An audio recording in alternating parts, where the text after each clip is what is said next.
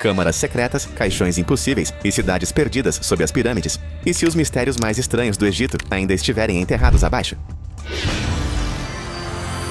Algo extraordinário aconteceu dentro da Grande Pirâmide de Gizé. Cientistas usaram um método da física de partículas chamado varredura de muons para espiar profundamente o núcleo da pirâmide. O que encontraram chocou a todos. Um vazio enorme e completamente desconhecido logo acima da grande galeria. Não se trata apenas de uma rachadura ou fenda. É uma câmara com quase 30 metros de comprimento, escondida em pedra sólida, intocada há mais de 4.000 anos.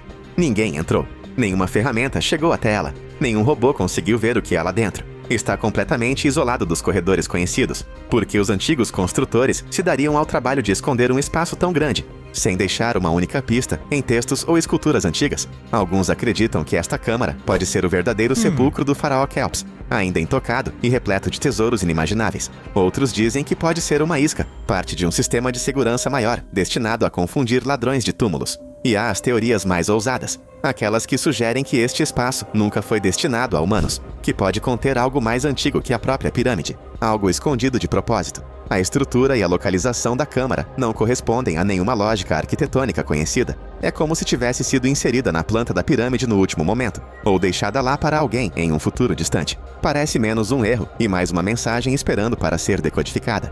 O mistério capturou a atenção de cientistas, teóricos da conspiração e aventureiros. Nem Hollywood conseguiria inventar isso.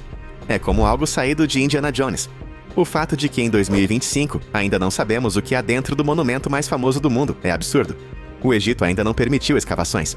Alguns dizem que é para proteger o sítio. Outros sussurram sobre segredos perigosos demais para serem descobertos. Uma coisa é certa. O que quer que esteja escondido dentro daquela câmara pode mudar tudo o que pensávamos saber sobre a Grande Pirâmide. E talvez sobre o próprio Egito Antigo.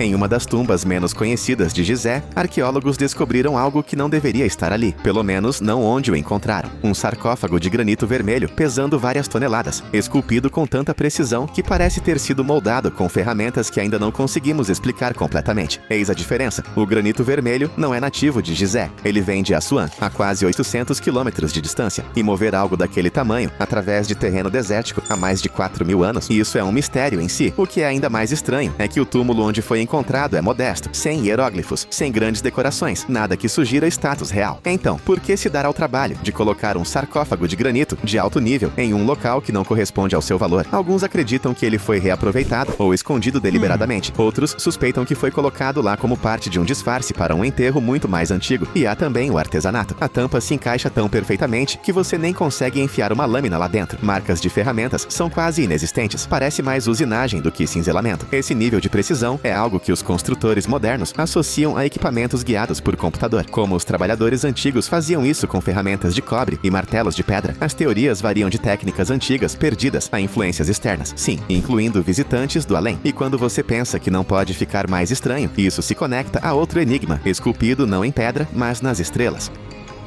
A cerca de 600 quilômetros de Gizé, gravado no teto do Templo de Hathor, em Dendera, encontra-se um círculo de pedras que continua a intrigar os estudiosos. O zodíaco de Dendera não é apenas decorativo, é um mapa astronômico, mas mostra constelações, padrões estelares e figuras que não se alinham com a tradição celeste egípcia típica. De fato, alguns dos símbolos celestes parecem vir de tradições babilônicas, gregas e até mesmo desconhecidas. Acredita-se que represente o céu em um momento muito específico no tempo. Alguns pesquisadores argumentam que ele mostra um alinhamento planetário que não acontecia há milhares de anos. Outros acreditam que marca um cataclismo ou o renascimento de uma civilização perdida. O mapa inclui símbolos de Áries, touro, leão e estranhos discos alados. Alguns dizem até mesmo um cometa, o que isso realmente pretendia rastrear.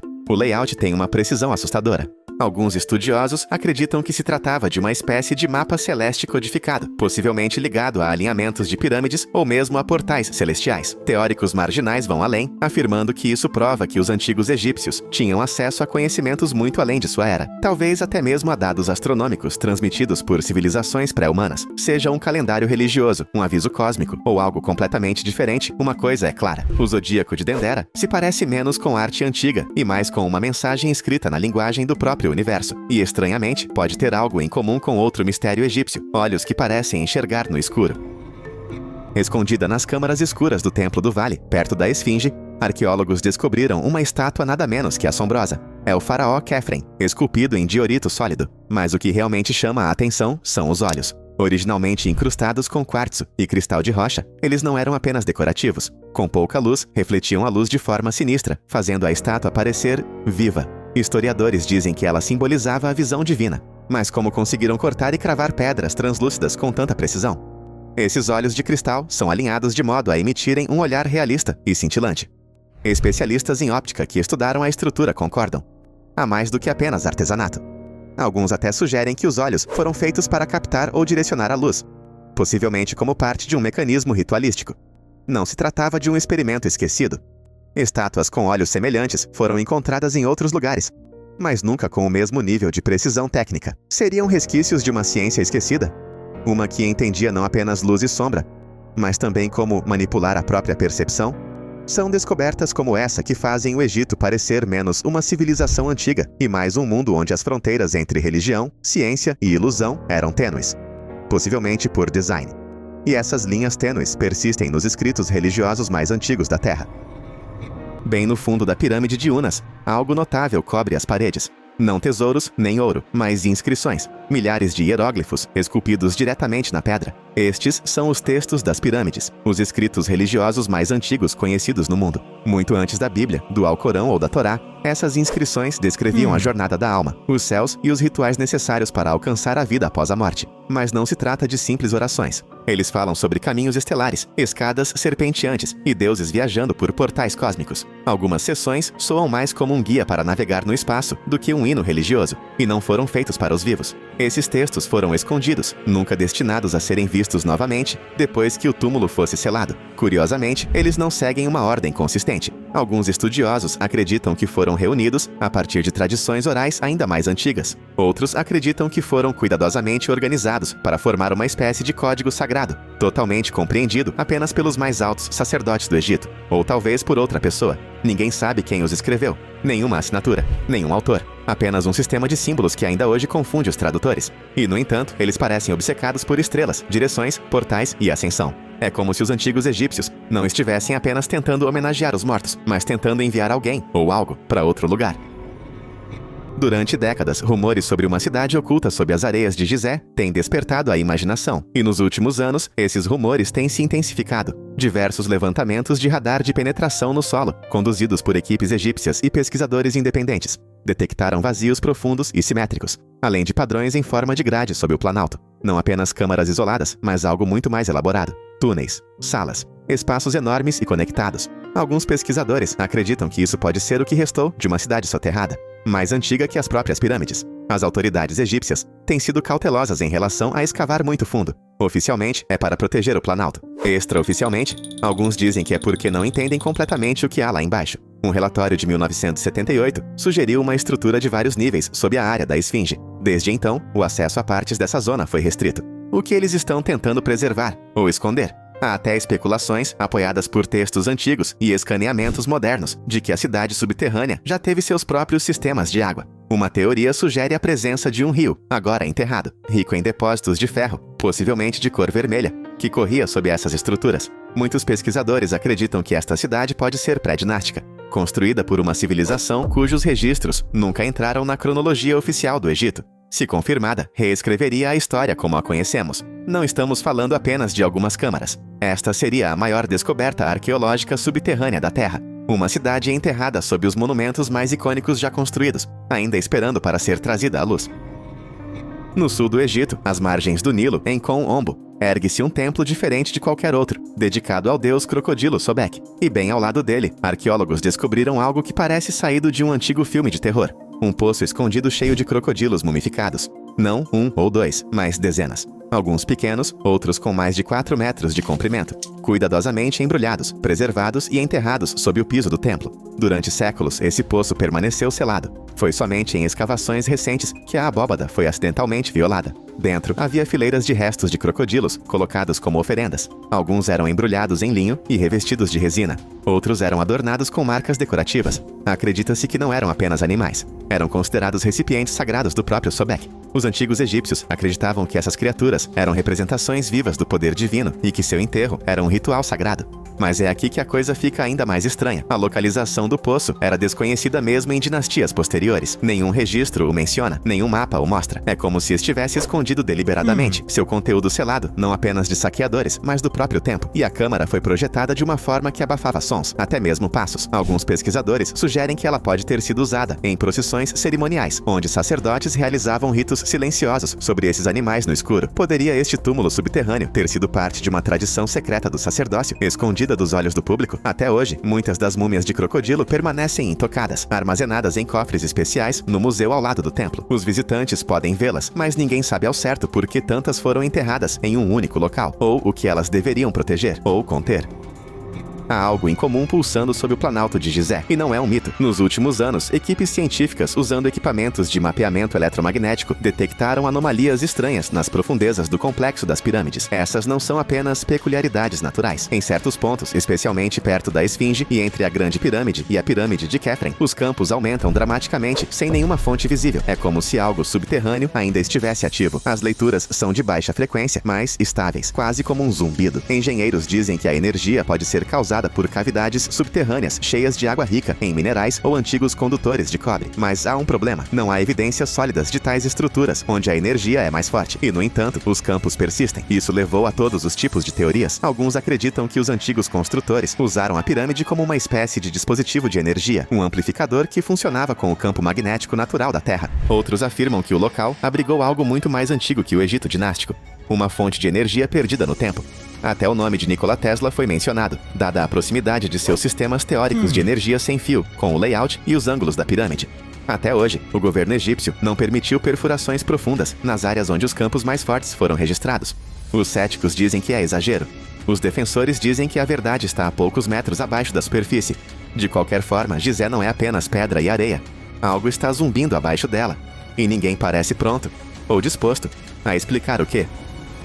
Sob a necrópole de Saqqara, em longos corredores iluminados por tochas, repousam 24 enormes caixas de granito, cada uma pesando até 70 toneladas. Bem-vindos ao Serapeum, uma galeria subterrânea, originalmente considerada o local de sepultamento dos touros sagrados de Apis. Mas essas caixas de pedra não correspondem exatamente à história. Elas são precisas demais, polidas demais e avançadas demais para as supostas ferramentas da época. Cada caixa é esculpida em um único bloco de granito. O interior é liso como um espelho. Os cantos são mais afiados do que o que as máquinas modernas normalmente conseguem. E movê-las para seus estreitos nichos subterrâneos exigiria extrema precisão. Mas não há registro de como isso foi feito. Algumas caixas estão vazias. Outras contêm resíduos estranhos. Algumas mostram sinais de calor extremo, como se algo que antes estava lá dentro tivesse queimado ou deixado para trás traços químicos que ainda não compreendemos. E então há a pergunta que ninguém respondeu. Por que tão grandes e por que tão escondidos?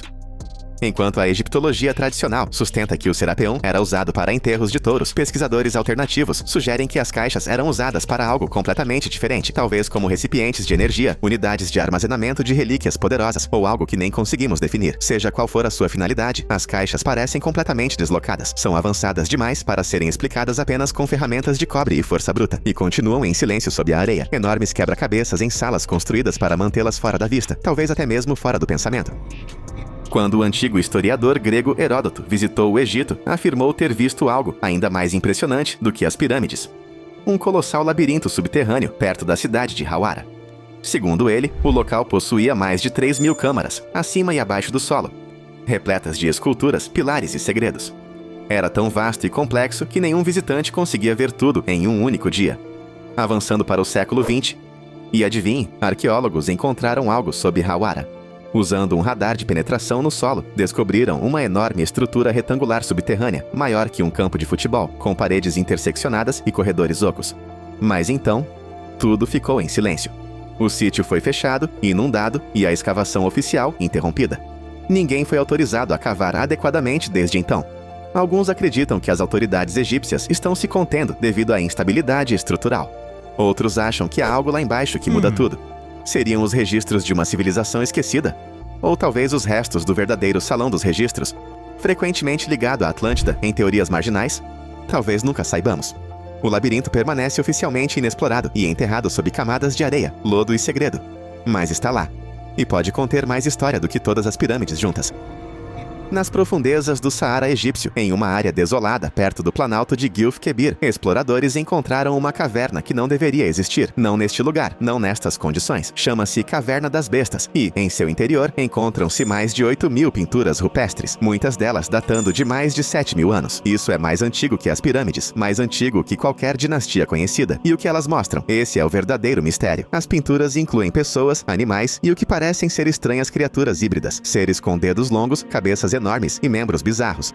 Algumas parecem flutuar, outras parecem interagir com objetos que lembram orbes ou discos. Ainda mais bizarras são as impressões digitais negativas espalhadas pela caverna, como sombras congeladas no tempo. Pesquisadores concordam que a caverna era um local sagrado. Mas sagrado para quem? Não eram deuses egípcios, não eram animais conhecidos. O estilo das pinturas é tão diferente que parece ter vindo de uma cultura completamente diferente, uma que desapareceu muito antes da ascensão do Egito. Alguns cientistas acreditam que as figuras podem representar antigos xamãs em estados alterados. Outros sugerem contato precoce com visitantes de terras distantes, ou até mesmo estrelas. Seja qual for a explicação, a caverna continua sendo um dos sítios pré-históricos mais inquietantes já encontrados na África. Na base do Planalto de Gizé, perto das garras da Esfinge, fica o Templo do Vale de Khafre. Ao contrário das imponentes pirâmides, essa estrutura não recebe tanta atenção. Mas deveria. É construída com gigantescos blocos de calcário e granito, alguns pesando até 200 toneladas. E eles são encaixados com tanta precisão que nenhum cartão de crédito consegue passar entre eles.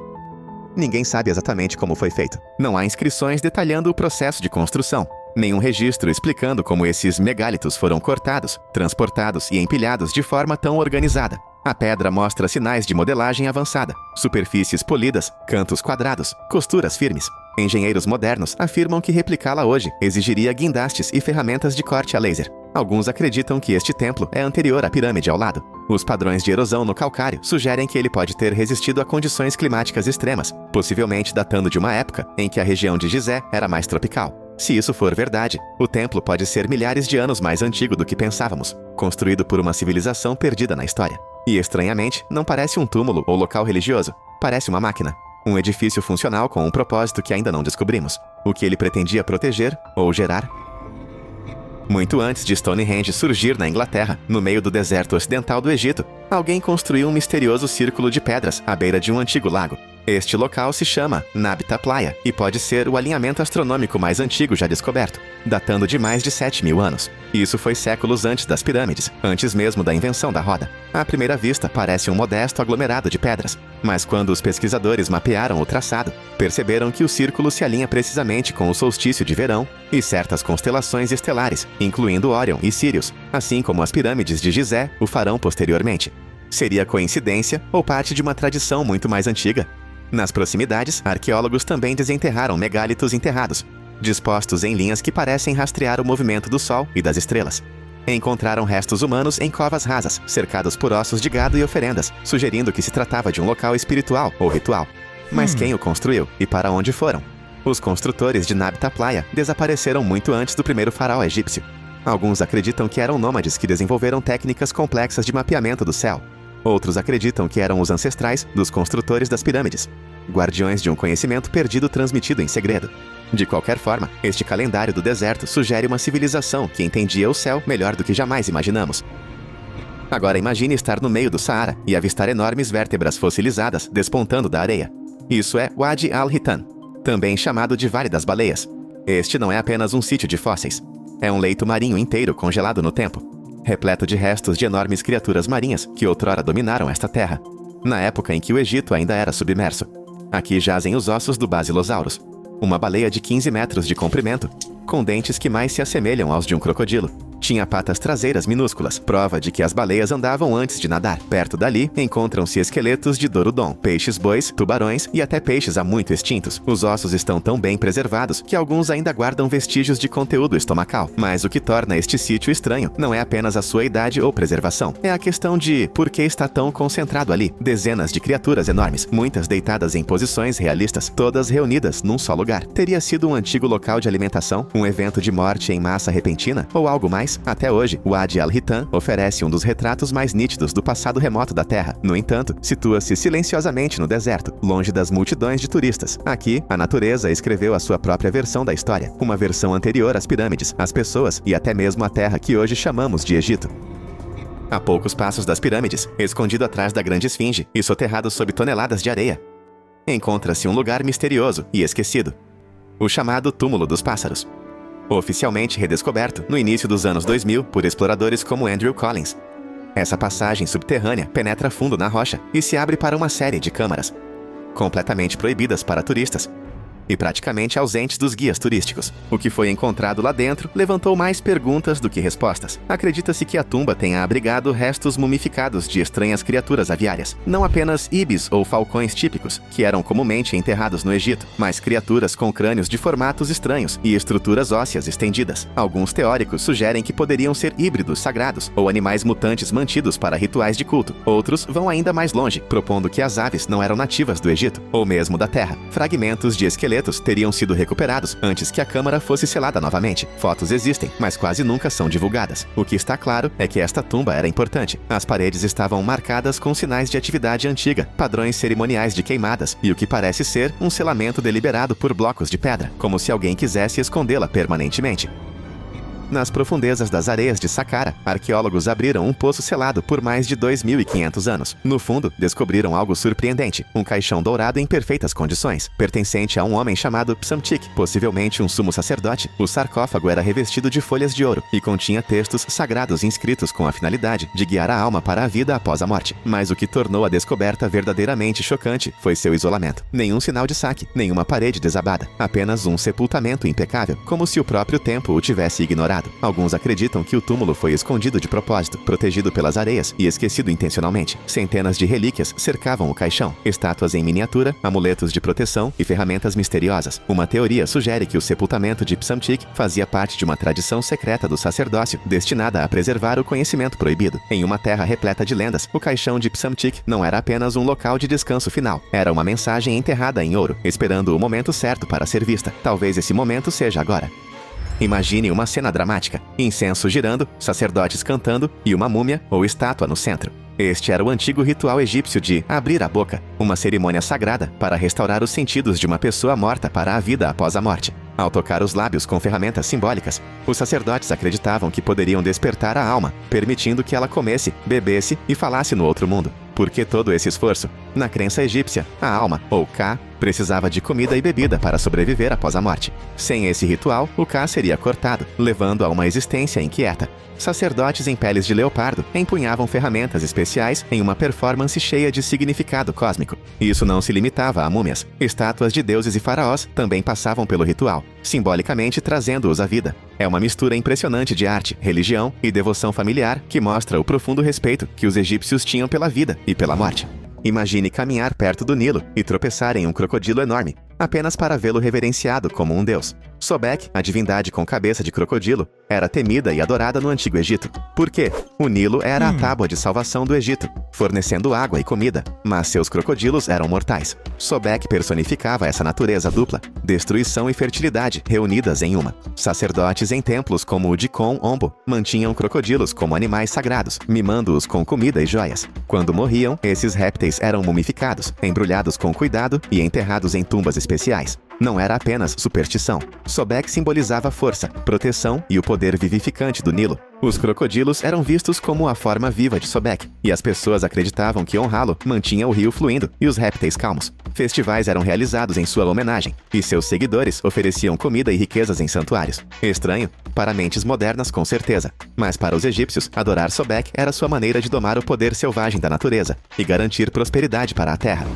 Agora, imagine uma pessoa com cabelos ruivos andando pelo Antigo Egito. Parece raro, certo? Isso porque era, e nem sempre era visto de forma positiva. Cabelo ruivo era considerado uma marca de Set, o deus do caos, desertos e tempestades. Set era frequentemente retratado como um vilão imprevisível, lutando contra Horus pelo controle do universo. Algumas pessoas temiam que indivíduos ruivos carregassem seu espírito volátil, tornando-os desconfiados ou até mesmo azarados. Mas é aqui que fica ainda mais estranho. Nem todos os ruivos eram rejeitados. Ramsés II, um dos maiores faraós do Egito, Egito supostamente tinha cabelos ruivos, embora a mumificação os preservasse de forma diferente do que poderíamos pensar. No caso dele, a característica rara estava ligada ao poder e à ancestralidade divina. Animais ruivos, como vacas ou burros, às vezes eram sacrificados para apaziguar Sete e trazer equilíbrio ao mundo. Seja amaldiçoado ou reverenciado, o cabelo ruivo nunca foi apenas uma cor, era um símbolo que poderia mudar o destino de uma pessoa. Os antigos egípcios se importavam muito com limpeza e beleza, mas suas rotinas frequentemente iam a extremos. Eles usavam um delineador preto pesado, acreditando que ele protegia seus olhos do sol e afastava os maus espíritos. Mas esse kohl continha chumbo, que era tóxico ao longo do tempo. Eles raspavam seus corpos inteiros, incluindo cabeças, para ficarem limpos e livres de piolhos. Perucas feitas de cabelo humano, às vezes perfumadas, substituíram os cachos naturais e se tornaram um sinal de beleza e status. Agora dê uma olhada nesta imagem. Uma estranha pose de dança com uma pessoa segurando ferramentas afiadas, enquanto outra se inclina para trás dramaticamente. O que está acontecendo aqui? Historiadores sugerem que pode representar um ritual de higiene, talvez remoção de pelos corporais. Os egípcios usavam lâminas e ferramentas afiadas de bronze para se arrumar, transformando o autocuidado em uma cerimônia elaborada. Eles até tomavam banho várias vezes ao dia, usando sal de natrão como sabão. Mas, apesar de seus esforços, seus métodos frequentemente faziam mais mal do que bem. Prova de que ter uma boa aparência, às vezes, tinha um preço alto. Embora a higiene fosse uma prioridade, a privacidade não era. O banho era frequentemente um assunto social, e os banhos públicos eram comuns. Muitos egípcios mergulhavam diariamente no Nilo, esfregando-se com substâncias naturais como argila ou sais de natrão. As casas dos ricos incluíam áreas de banho privadas, mas para a maioria, os espaços comuns eram a norma. Os banhos públicos serviam como centros de limpeza e conversação, uma mistura de necessidade e vida comunitária. Os banheiros, no entanto, eram outra questão. Mesmo os egípcios mais ricos não tinham um encanamento que reconheceríamos hoje. Em vez disso, eram usados assentos de pedra ou madeira com vasos embaixo, às vezes compartilhados entre famílias, ou até mesmo trabalhadores em grandes casas. Os resíduos eram removidos e reaproveitados como fertilizante para as plantações. Nada era desperdiçado no Antigo Egito, embora pareça perturbador para os ouvidos modernos. Os banheiros comunitários refletiam a mentalidade prática dos egípcios. Para eles, a higiene era sobre equilíbrio, permanecer limpo enquanto mantinha a natureza e a sociedade em harmonia. Os antigos egípcios não amavam cosméticos apenas na vida. Eles acreditavam que a beleza importava até na morte. As múmias eram frequentemente preparadas com os olhos delineados com kohl, seus rostos retocados com ruge e outros pigmentos para restaurar uma aparência viva. Por quê? Os egípcios acreditavam que a aparência era vital para a vida após a morte. Parecer apresentável significava que a alma seria reconhecida e bem-vinda pelos deuses. Kohl, aquele delineador preto marcante, não era apenas para estilo. Ele também tinha um propósito protetor. Acreditava-se que protegia os mortos de espíritos malignos e do brilho ofuscante do deus do sol Ra em sua jornada para a eternidade. Curiosamente, esses cosméticos eram aplicados com a mesma precisão que na vida, usando ferramentas feitas de marfim, pedra ou vidro. Pomadas eram adicionadas para manter a pele da múmia úmida e evitar a decomposição, enquanto perfumes como mirra ajudavam a mascarar odores desagradáveis. Imagine estar em uma tumba, observando sacerdotes pintarem e ungirem cuidadosamente um corpo sem vida com óleos, enquanto cânticos ecoavam pelas paredes de pedra. Tudo fazia parte de garantir que os mortos entrassem na vida após a morte com graça e dignidade, parecendo tão reais quanto já foram em vida. Uma vez que os mortos estavam prontos, eles enfrentavam o teste mais crítico, a cerimônia da pesagem do coração. Imagine isso, um grande tribunal cósmico, onde o falecido está diante de Osíris, o deus do submundo. No centro, uma balança gigante segura dois objetos. De um lado, o coração da pessoa, que se acredita conter seus atos e alma. Do outro, a pena de Maat, a deusa da verdade e da justiça. Se o coração pesasse mais que a pena, significava que a alma estava sobrecarregada com o pecado, e o julgamento era rápido. O coração seria devorado por Amit, uma criatura aterrorizante, parte leão, crocodilo e hipopótamo. Para os egípcios, um coração leve significava uma vida pura e concedia ao falecido a bem-aventurança eterna. Os sacerdotes recitavam orações do Livro dos Mortos, guiando a alma por esse julgamento estressante. Imagine o suspense. O coração passaria no teste ou seria condenado para sempre. A cerimônia não era apenas mitologia. Ela refletia o quanto os egípcios valorizavam a moralidade e a justiça. Era um ato de equilíbrio espiritual, que determinava o destino de cada um pela eternidade.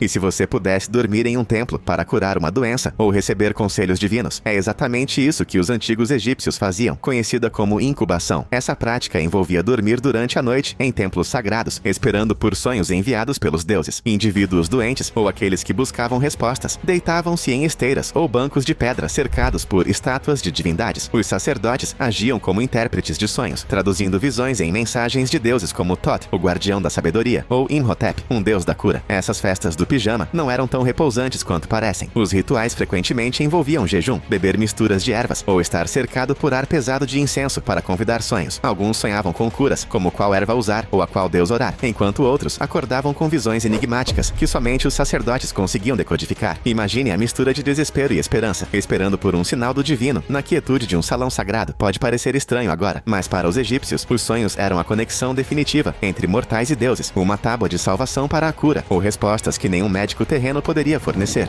Se curas de sonho parecem místicas, é aqui que as coisas ficam realmente assustadoras. Os hinos canibais. Encontrados nos textos das pirâmides, esses escritos antigos descrevem um faraó que devorava seus inimigos. Não literalmente, mas simbolicamente. Os textos dizem que o faraó consome sua magia, come seu conhecimento e engole seu poder. Em outras palavras, ao comer ritualmente os inimigos conquistados, o faraó absorvia sua força, garantindo seu domínio nesta vida e na vida após a morte. Essa prática não era sobre canibalismo real, mas sobre poder. Na crença egípcia, consumir algo, seja comida, animais ou inimigos simbólicos, significava assumir sua essência. Os hinos canibais elevavam o faraó a um status divino, imparável e divino. Imagine sacerdotes cantando esses versos, enquanto o faraó ascendia ao seu trono, na vida após a morte, um conquistador de almas e espíritos. Era uma mistura assustadora de religião e política, reforçando a autoridade do faraó sobre a vida, a morte e até mesmo os próprios deuses.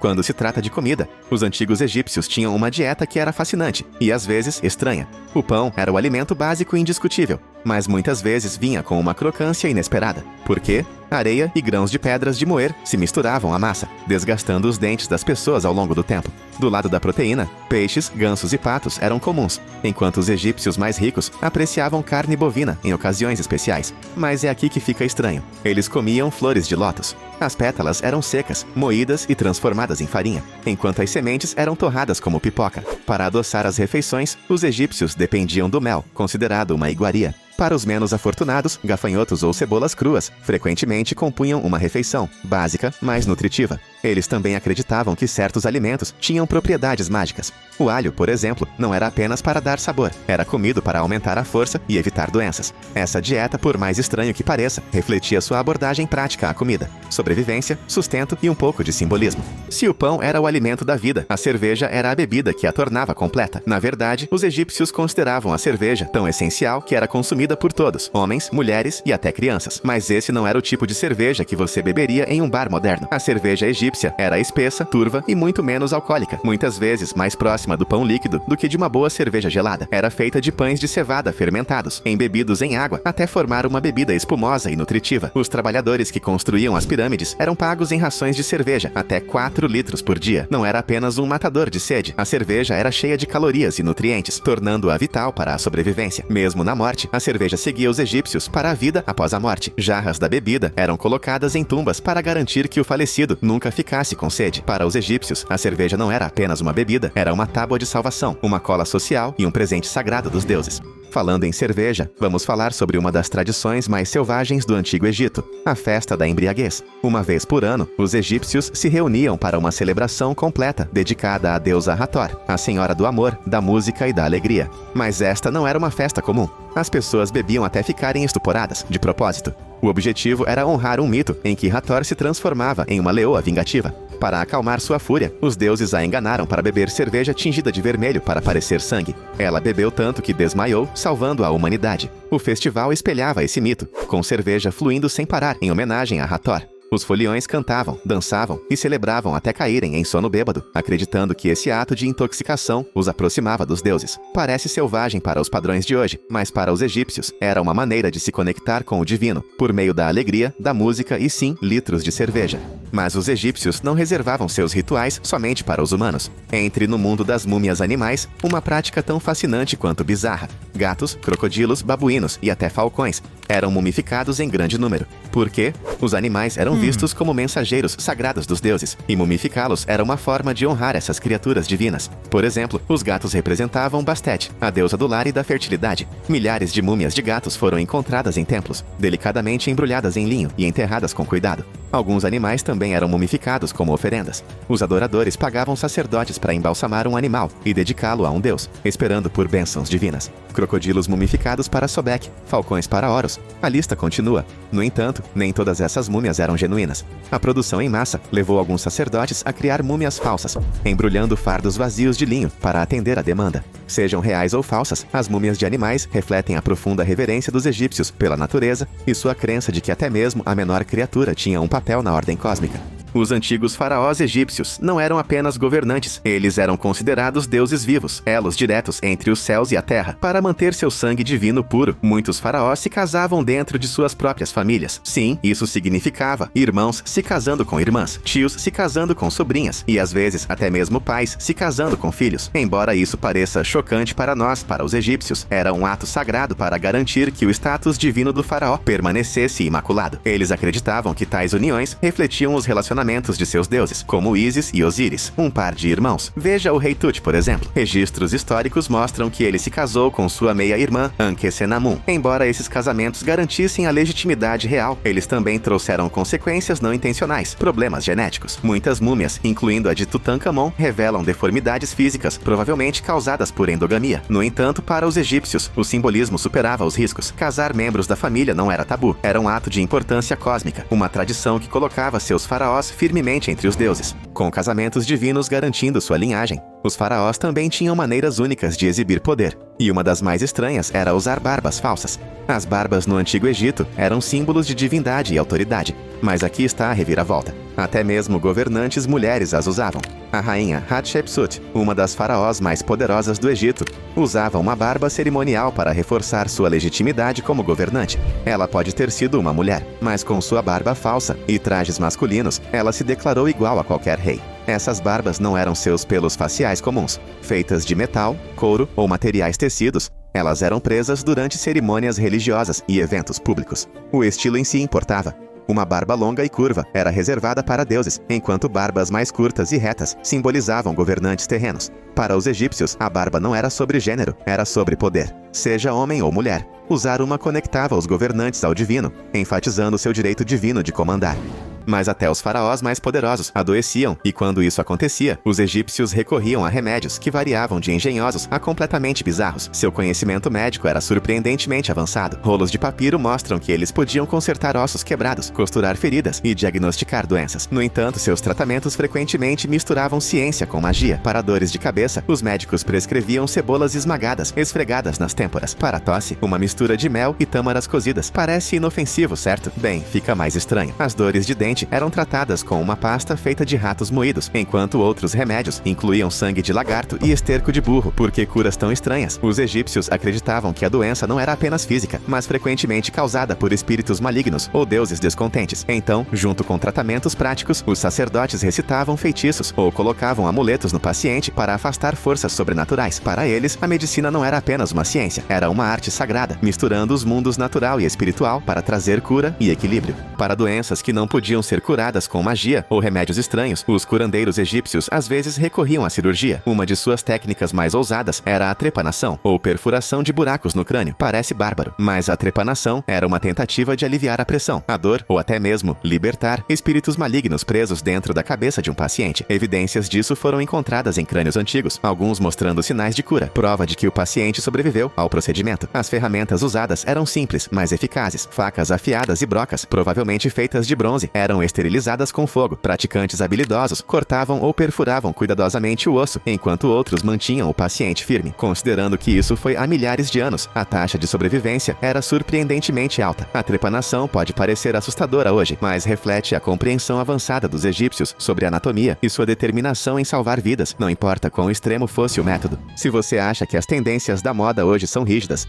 imagine viver no Antigo Egito, onde as roupas não eram apenas sobre estilo, eram sobre status, pureza e até moralidade. Os egípcios tinham um caso de amor com o linho, e por um bom motivo. O linho era leve, respirável e perfeito para o calor escaldante do Vale do Nilo. Mas nem todo linho servia. Quanto mais fino e branco o tecido, maior seu status. Os egípcios ricos usavam roupas feitas de linho ultra-transparente, tão delicado que era quase transparente. Era sua versão da moda de luxo, uma declaração de poder e refinamento. As classes mais baixas não tinham tanta sorte. Eles usavam linho mais áspero e grosseiro, e suas roupas eram muito mais simples, kilts básicos para homens e vestidos simples para mulheres. Mas a limpeza era essencial para todos, independentemente da posição. Os egípcios lavavam suas roupas constantemente, e os sacerdotes levavam essa obsessão ao extremo, vestindo linho recém-lavado e trocando de roupa várias vezes ao dia para manter a pureza espiritual. Quebrar essas regras? Impensável.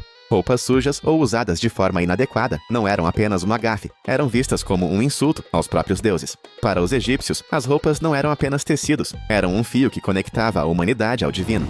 Imagine entrar no consultório de um médico medieval. Você está se sentindo febril, fraco ou talvez apenas desligado. A solução do médico: vamos drenar um pouco do seu sangue. Bem-vindo à sangria, a pedra angular da medicina medieval. Os médicos acreditavam que a doença era causada por um desequilíbrio nos 4 humores do corpo: sangue, catarro, bilis negra e bilis amarela. Ao remover o excesso de sangue, eles achavam que poderiam restaurar a harmonia e a saúde. O processo era tão dramático quanto parece. Médicos ou barbeiros usavam lâminas afiadas para fazer incisões nas veias, geralmente coletando o sangue em uma tigela. Alguns tratamentos eram pequenos e direcionados, enquanto outros deixavam os pacientes visivelmente enfraquecidos. Indivíduos ricos eram sangrados em dias auspiciosos específicos, alinhando sua saúde com signos astrológicos. Para maior precisão, os gráficos de sangria mostravam exatamente quais veias atingir, dependendo da doença. Não era incomum que alguém perdesse quase meio litro de sangue em uma única sessão. Não é de surpreender que os pacientes frequentemente saíssem mais doentes do que quando chegaram. A sangria pode parecer chocante, mas os médicos medievais acreditavam genuinamente nela. Ela persistiu por séculos, até mesmo no século XVIII, e se tornou um símbolo de como a medicina podia oscilar descontroladamente entre ciência e superstição. Mas se cortar veias abertas não fosse extremo o suficiente, a próxima cura levou as coisas a um nível ainda mais assustador. Se a sangria com lâminas parecesse muito intensa, os médicos medievais recorriam à terapia com sanguessugas. As sanguessugas eram colocadas na pele dos pacientes para sugar o sangue ruim, em uma abordagem mais suave e sem intervenção. Uma vez cheias, elas caíam, tendo consumido vários mililitros de sangue. Esta não era apenas uma tendência estranha, tornou-se uma indústria em expansão. Os coletores de pântanos atraíam sanguessugas, deixando-as se prenderem às suas próprias pernas, enquanto os mosteiros criavam sanguessugas para vender como ferramentas médicas. As sanguessugas eram confiáveis para tratar dores de cabeça, infecções e muito mais. Surpreendentemente, a ciência moderna mostra que as sanguessugas secretam anticoagulantes que melhoram a circulação, tornando este um dos poucos tratamentos medievais que tinham algum mérito. Ainda assim, por mais assustador que pareça, as sanguessugas faziam parte de uma tentativa desesperada de combater doenças e sobreviver em um mundo sombrio, obcecado pela morte. Durante o final da Idade Média, a morte se tornou uma obsessão. A dança da morte, uma tradição artística assustadora, espalhou-se pela Europa, enquanto a peste negra devastava populações. Esqueletos eram retratados dançando com reis, camponeses e padres, um lembrete assustador de que a morte chegava para todos, não importando sua posição. Esses murais e ilustrações assustadores apareciam em igrejas, manuscritos e espaços públicos. Neles, esqueletos zombavam dos humanos, arrastando-os para uma dança eterna. A mensagem era clara: a vida é passageira e ninguém escapa da morte. No entanto, em meio ao medo, a arte oferecia humor negro e unidade no confronto com a mortalidade. A dança da morte até inspirou performances e rituais. Os moradores encenavam desfiles de esqueletos, usando-os como formas catárticas de processar o luto e encontrar significado no caos. Encarar a morte de frente dava às pessoas medievais uma estranha sensação de conforto, uma maneira de trazer ordem a um mundo cheio de incertezas. Imagine acordar no meio da noite, incapaz de se mover, enquanto uma figura sombria pressiona seu peito.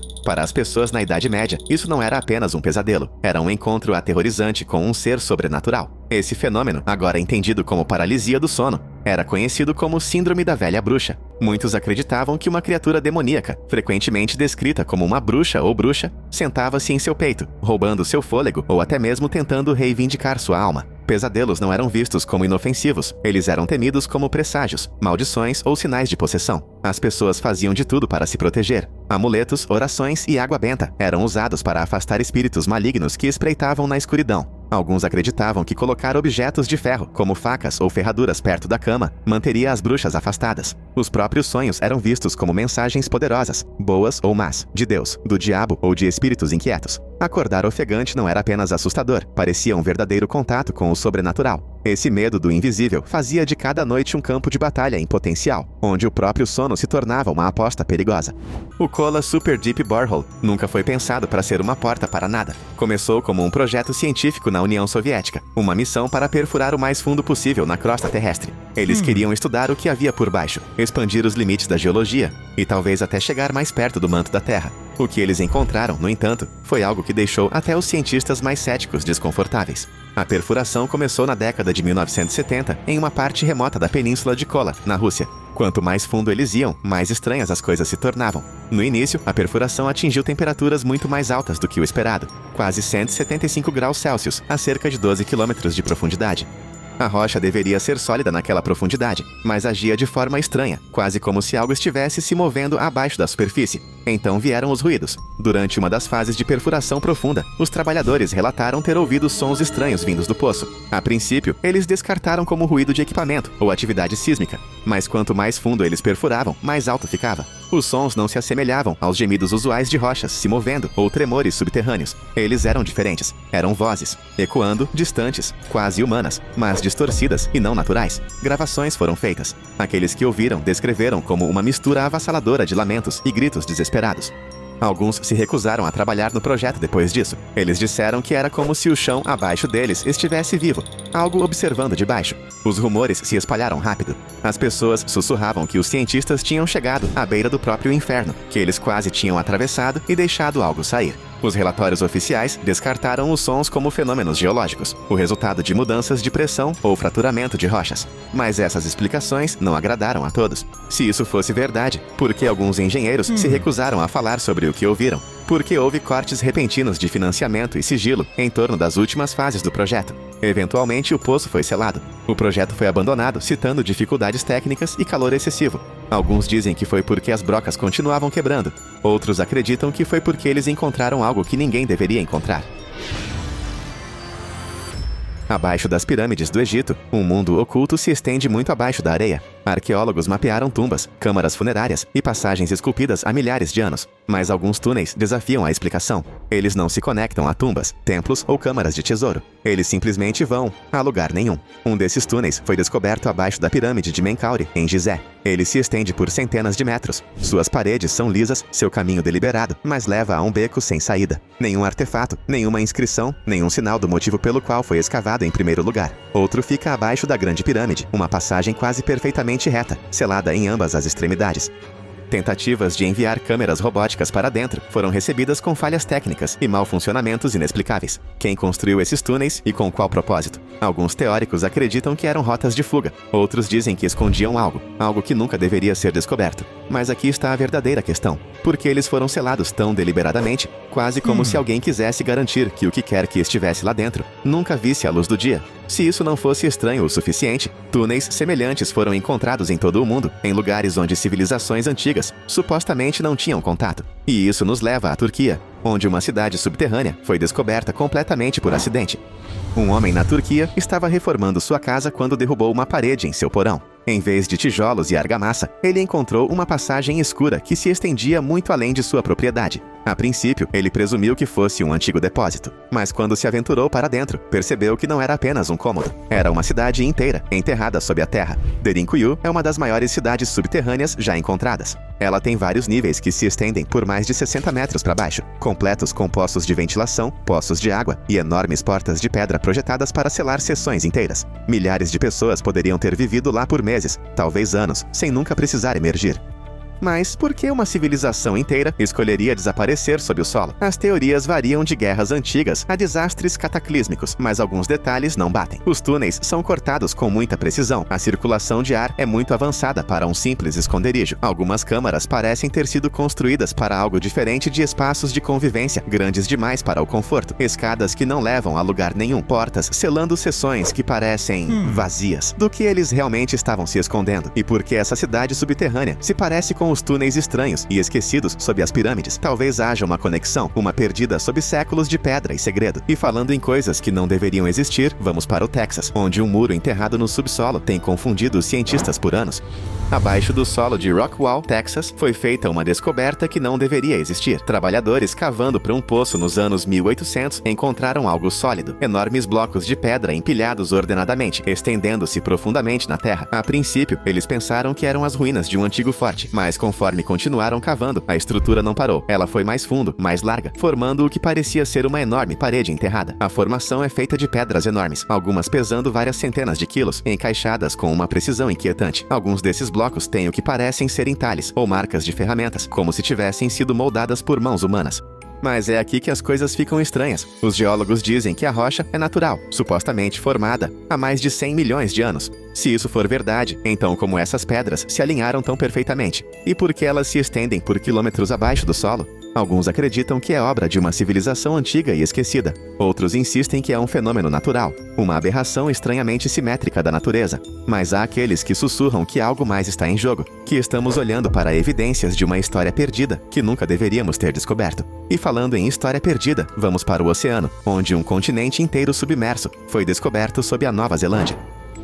Durante séculos, acreditou-se que a Nova Zelândia não passava de uma série de ilhas no Pacífico. Isso mudou quando cientistas começaram a mapear o fundo do oceano e descobriram algo surpreendente. Abaixo das ondas, estendendo-se por quase 5 milhões de quilômetros quadrados, havia uma massa de terra inteira submersa. Eles a chamaram de Zelândia. Ao contrário de Atlântida, isso não era apenas um mito ou uma lenda. A massa de terra é real, suas montanhas e vales, agora submersos quilômetros abaixo da superfície do oceano. O que é ainda mais bizarro, este continente estava acima da água há milhões de anos, o que significa que poderia ter sustentado vida. A ideia de que uma massa de terra inteira, quase do tamanho da Índia, poderia afundar e ser completamente esquecida pela história é inquietante. Se houvesse civilizações na Zelândia, suas ruínas agora estariam escondidas nas profundezas do fundo do oceano. Quais estruturas poderiam estar enterradas lá? Quais artefatos ainda não foram descobertos? É um mistério que permanece sem solução, e com grande parte da Zelândia inacessível. Talvez nunca saibamos quais segredos estão por baixo. Mas vamos mudar de continentes perdidos para algo ainda mais bizarro. Pegadas no deserto de Nevada, que parecem ter sido deixadas antes mesmo de os humanos existirem.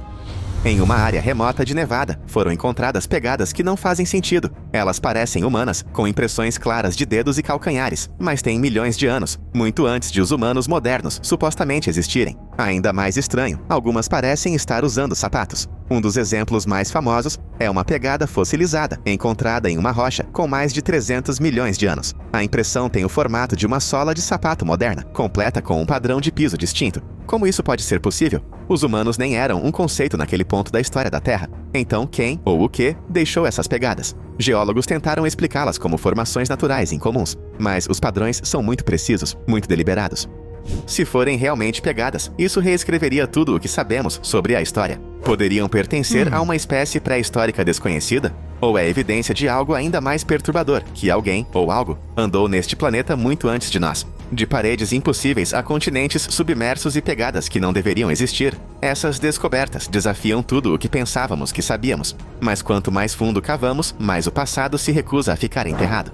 O deserto do Atacama, no Chile, é um dos lugares mais secos da Terra. Um deserto árido, onde a chuva raramente cai e a vida luta para sobreviver. Mas enterrado sob sua superfície rachada, algo profundamente perturbador foi descoberto. Um antigo cemitério diferente de qualquer outro. Os arqueólogos esperavam encontrar sepulturas simples, do tipo deixado pelas primeiras civilizações. Em vez disso, eles descobriram crânios alongados, restos retorcidos e posições de sepultamento que não correspondiam a nenhuma prática cultural conhecida. Alguns corpos pareciam contorcidos, como se tivessem morrido em agonia. Outros estavam dispostos em padrões que ninguém conseguia explicar. Ainda mais estranho, o próprio solo parecia diferente. Lendas locais alertavam que este lugar era amaldiçoado, que aqueles que o perturbassem sofreriam. Pesquisadores que passaram muito tempo perto do local relataram estranhas dores de cabeça, tonturas e até alucinações. Instrumentos não funcionaram bem. As leituras de radiação estavam mais altas do que o normal, mas não havia sinal de uma fonte natural. Alguns acreditam que este era um local de sepultamento ritual. Um lugar onde os mortos eram deixados para apaziguar algo ou alguém.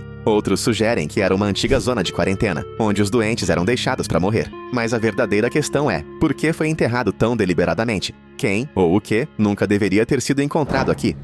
Começou como uma escavação de rotina, cientistas cavando amostras de solo em um campo remoto. Mas 1 metro abaixo, suas pás encontraram algo inesperado. Fileiras e mais fileiras de fardos estranhos e bem embrulhados. A princípio, eles pensaram que eram resíduos antigos, mas quanto mais fundo cavavam, mais claro ficava. Não eram sacos comuns. Alguns pareciam rasgados, revelando algo perturbador dentro. Acho que você consegue adivinhar o que pode estar lá dentro, mas quem os enterrou aqui? E por quê? Deixe suas teorias nos comentários. Nas profundezas das minas da África do Sul, algo foi desenterrado que desafia a explicação. Esferas metálicas perfeitamente moldadas, algumas com ranhuras esculpidas ao redor delas, enterradas em rochas com mais de 2,8 bilhões de anos. Essas pequenas esferas lisas, agora chamadas de esferas de Klerksdorp, são compostas de uma substância metálica misteriosa, muito diferente da rocha ao redor. Algumas são ocas, enquanto outras são preenchidas com um mineral desconhecido. A parte mais perturbadora, sua simetria quase perfeita, algo que a natureza raramente produz por conta própria. Os cientistas tentaram explicá-las como formações naturais, possivelmente o resultado de processos vulcânicos ou concreção mineral. Mas se isso fosse verdade, por que algumas dessas esferas têm sulcos precisos e paralelos gravados em sua superfície, como se alguém ou algo as tivesse esculpido deliberadamente? A ideia de design inteligente é preocupante porque a camada de rocha onde foram encontradas remonta a bilhões de anos, muito antes dos humanos, muito antes mesmo das formas de vida mais primitivas conhecidas. Essa descoberta levou a teorias que vão desde antigas civilizações avançadas até objetos deixados para trás por uma espécie desconhecida. Alguns até especulam que podem ser resquícios de uma tecnologia perdida, algo tão antigo que todos os vestígios de seus criadores foram apagados da história. As esferas permanecem trancadas em coleções de museus e instalações de pesquisa, mas sua existência levanta uma questão inquietante. Somos realmente a primeira espécie inteligente a andar neste planeta? Se algo assim foi encontrado no subsolo, o que poderia estar nos esperando sob o oceano? Isso nos leva às águas da costa de Portugal, onde mergulhadores tropeçaram em algo impossível, uma pirâmide subaquática. Os Açores, um arquipélago isolado no meio do Oceano Atlântico, há muito tempo é cercado por lendas. Alguns afirmam que já foi parte da Atlântida, uma civilização perdida e engolida pelo mar. Mas em 2013, algo foi descoberto que transformou o mito em mistério. Uma estrutura enorme, em forma de pirâmide repousando no fundo do oceano, entre as ilhas de São Miguel e Terceira. Um marinheiro local a detectou pela primeira vez, usando um sonar. O formato era inconfundível, uma pirâmide de 4 lados, com seu pico quase 40 metros abaixo da superfície. Parecia perfeita demais para ser uma formação natural. Quando os pesquisadores investigaram, descobriram que a base da pirâmide cobria uma área maior do que um campo de futebol. Os ângulos eram agudos, a estrutura precisa, como se tivesse sido construída deliberadamente. É aqui que as coisas ficam ainda mais estranhas. Registros históricos sugerem que os Açores eram desabitados até os anos 1400, quando os exploradores portugueses chegaram pela primeira vez. Se isso for verdade, então quem construiu a pirâmide? Alguns teóricos acreditam que podem ser os restos de uma civilização pré-histórica, uma que existia antes que os níveis do mar subissem e engolissem massas de terra inteiras. Outros sugerem que pode estar ligada à Zelândia, o continente perdido, enterrado sob as águas da Nova Zelândia. Mas há outra possibilidade. E se a pirâmide não for antiga? Alguns relatos sugerem que sua superfície é muito lisa, muito bem preservada, levando à especulação de que pode ser algo totalmente diferente. Uma base, um farol, algo que nunca deveria ser encontrado. Se o oceano ainda está escondendo estruturas como esta, o que mais poderia estar enterrado sob as ondas, esperando que alguém cave um pouco fundo demais? Um objeto estranho foi encontrado perto de Olancha, Califórnia, em 1961. Algo que parecia ser um dispositivo fabricado envolto em rocha. 3 colecionadores de rochas, procurando por geodos, abriram um e descobriram o que parecia ser uma vela de ignição enterrada dentro. O artefato, agora chamado de artefato Kozo, tinha um núcleo metálico, um invólucro semelhante à cerâmica e um formato hexagonal, características que lembram muito uma vela de ignição moderna. Mas havia um grande problema. A rocha na qual foi encontrado foi estimada em pelo menos 500 mil anos. Se essa datação estiver correta, significa que esse objeto foi enterrado muito antes que os humanos tivessem qualquer tecnologia conhecida, antes da própria civilização. Como um objeto feito pelo homem pode ter acabado dentro de uma rocha antiga? Alguns argumentam que a datação estava errada, que a rocha pode ter se formado ao redor do objeto, devido a processos naturais. Mas mesmo essa explicação levanta questões. Como algo tão preciso e artificial ficou embutido em uma pedra sólida? Outros sugerem uma possibilidade mais inquietante, que o artefato Kozo é evidência de uma civilização avançada que existiu muito antes da história registrada. Uma espécie que pode ter atingido um pico tecnológico, apenas para ser exterminada pelo tempo, desastre ou algo desconhecido. E então há uma teoria ainda mais selvagem. E se o objeto não tivesse sido feito por nós? Poderia ser um resquício de algo, ou Outra pessoa, o artefato Kozo continua sendo uma das descobertas mais controversas da arqueologia. Ele desapareceu da vista do público, com alguns alegando que ele estava fora do lugar, enquanto outros sugerem que ele foi escondido de propósito. Seria um objeto antigo fora do lugar, uma farsa elaborada, ou uma prova de que a história é muito mais complicada do que acreditamos? Se objetos como esse podem ficar enterrados por meio milhão de anos, o que mais está esperando para ser descoberto? E isso nos leva a outra descoberta misteriosa, feita de ouro puro e moldada como algo que não deveria ter existido há 1500 anos. Enterrados sob as selvas da Colômbia, os arqueólogos descobriram pequenas estatuetas de ouro diferentes de tudo que já tinham visto. Essas relíquias antigas, parte do tesouro Quimbaya, foram criadas há cerca de 1500 anos pela civilização Quimbaya. A maioria de seus artefatos lembrava animais, pessoas e divindades, coisas que você esperaria de uma cultura antiga. Mas entre eles havia um punhado de objetos que pareciam assustadoramente familiares aos olhos modernos. Essas pequenas figuras douradas tinham formas aerodinâmicas, caudas, asas e estabilizadores verticais. Alguns tinham corpos em forma de delta, como jatos de caça modernos. Outros tinham características curvas e aerodinâmicas que pareciam projetadas para voar. Os especialistas inicialmente presumiram que eram pássaros ou insetos estilizados, até que os fabricantes de modelos construíram versões ampliadas e descobriram que eles podiam voar. Com as proporções certas, réplicas desses artefatos se tornaram modelos aerodinâmicos funcionais, algo que deveria ter sido impossível para uma civilização antiga sem conhecimento conhecido de voo. Então, o que exatamente eram esses objetos? Alguns acreditam que eram representações simbólicas de criaturas míticas. Outros acham que podem ser evidências de que o povo Quimbaya tinha conhecimento de aerodinâmica muito antes da primeira aeronave ser construída.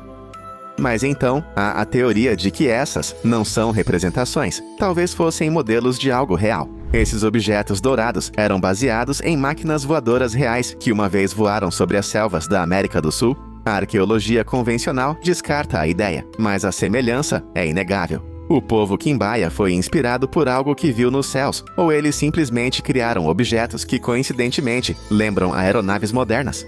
Se a resposta for a primeira opção, então a verdadeira questão é quem ou o que estava pilotando essas máquinas. Em 1974, um grupo de fazendeiros na província de Shanxi, na China, estava cavando um poço quando bateram em algo sólido. A princípio, eles pensaram que era apenas mais uma pedra, até que limparam mais terra e viram um rosto olhando para eles. Um rosto feito de argila endurecida, congelado no tempo. Eles não tinham ideia de que tinham acabado de tropeçar em uma das maiores descobertas arqueológicas da história, o Exército de Terracota. O que estava sob seus pés estava muito além de uma simples coleção de estátuas. Conforme as equipes de escavação chegaram, eles descobriram milhares de guerreiros em tamanho real, cada um único, com diferentes expressões faciais, armaduras e armas.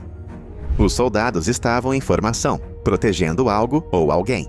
Logo, os pesquisadores perceberam que estavam guardando o túmulo do primeiro imperador da China, Qin Shi Huang. Mas havia algo perturbador sobre o local. Quanto mais fundo eles cavavam, mais eles percebiam que o próprio túmulo permanecia intocado. Textos antigos alertavam que a câmara funerária do imperador continha rios de mercúrio fluindo, armadilhas projetadas para matar intrusos, e segredos que nunca deveriam ser descobertos. O governo chinês, levando esses avisos a sério, decidiu não abrir o túmulo, deixando seu conteúdo escondido sob a terra. Até hoje, ninguém sabe o que realmente está lá dentro. Poderia haver mais do que apenas os restos mortais de um imperador abaixo da superfície. Alguns acreditam que mais profundamente dentro da tumba, câmaras intocadas guardam artefatos desconhecidos, conhecimento perdido ou algo ainda mais estranho. O mistério permanece e o local de descanso final do imperador continua a guardar seus segredos, assim como tem feito por mais de 2000 anos. E enquanto algumas descobertas são perigosas demais para serem exploradas, outras foram preservadas naturalmente, escondidas debaixo d'água por dezenas de milhares de anos. Na costa do Alabama, uma descoberta foi feita sob as ondas, uma floresta antiga inteira, preservada por 60 mil anos. Escondida sob o fundo do mar, ela permaneceu intocada desde a última era glacial, uma época em que esta parte do oceano era terra seca. Foi somente quando um furacão agitou o fundo do mar que os mergulhadores tiveram seu primeiro vislumbre do que havia abaixo. O que eles encontraram foi impressionante. Grandes ciprestes, seus troncos ainda intactos, sua madeira tão bem preservada que, quando cortada, ainda liberava o cheiro de seiva fresca. Não era apenas madeira flutuante, era uma floresta pré-histórica totalmente preservada, completa com sistemas de raízes, troncos e tocos, exatamente como eram há milhares de anos. Cientistas acreditam que a floresta foi enterrada em sedimentos e protegida da decomposição, apenas para ser revelada agora devido às correntes oceânicas instáveis. Mas é aqui que as coisas ficam assustadoras. As árvores não são apenas fósseis mortos, elas estão cheias de vida. Espécies bizarras e desconhecidas de criaturas marinhas fizeram da floresta submersa seu lar, algumas das quais nunca foram vistas antes. Será que essa paisagem submersa pode conter mais do que apenas árvores antigas? O que mais pode estar à espreita em um lugar que foi selado por tanto tempo? Um mundo perdido, escondido por milênios, de repente exposto pela primeira vez na história da humanidade. Mas algumas coisas que foram enterradas devem permanecer enterradas, como os restos mumificados encontrados nas profundezas da cidade de Guanajuato. No centro do México, abaixo da cidade de Guanajuato, encontra-se uma cripta cheia de corpos que nunca deveriam ter sido desenterrados. Na década de 1800, um surto de cólera varreu a região, e os corpos tiveram que ser enterrados rapidamente. Mas anos depois, algo aterrorizante aconteceu quando os trabalhadores começaram a exumar sepulturas. Eles descobriram que os corpos não estavam em decomposição. O que eles descobriram foi horripilante. Os corpos das múmias estavam surpreendentemente bem preservados, sua pele seca e coriácea, suas feições congeladas em expressões de terror. Alguns dos cadáveres tinham bocas torcidas, olhos arregalados e membros contorcidos, como se tivessem morrido com uma dor inimaginável. Mas a teoria mais perturbadora? Algumas delas podem ter sido enterradas vivas. Essa descoberta levou à criação do El Museo de las Momias, um museu dedicado às múmias de Guanajuato. Os visitantes relataram sentir uma sensação avassaladora de desconforto ao olhar para os restos mortais. Alguns afirmam ter visto as múmias se moverem ligeiramente em suas caixas de vidro. Outros dizem ter ouvido sussurros fracos ecoando pelos corredores. Seja o poder da sugestão ou algo muito mais estranho, uma coisa é certa: essas múmias nunca foram feitas para serem perturbadas.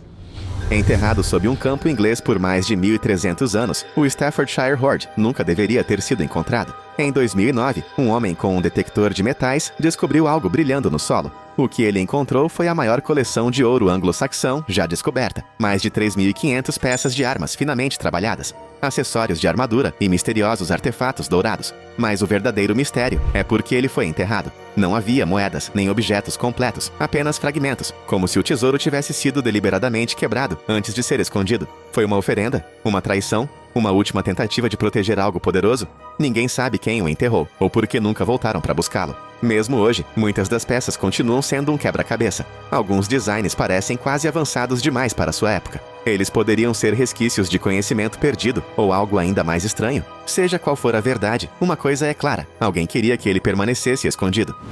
É isso. Escreva nos comentários qual você achou mais surpreso. Para mais informações úteis, assista outros vídeos.